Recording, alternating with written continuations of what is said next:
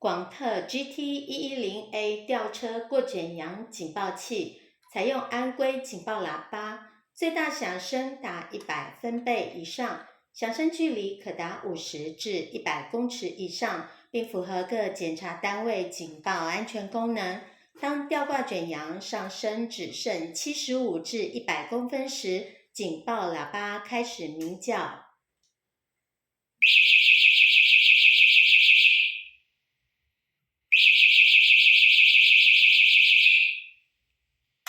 及时提醒操作者注意安全。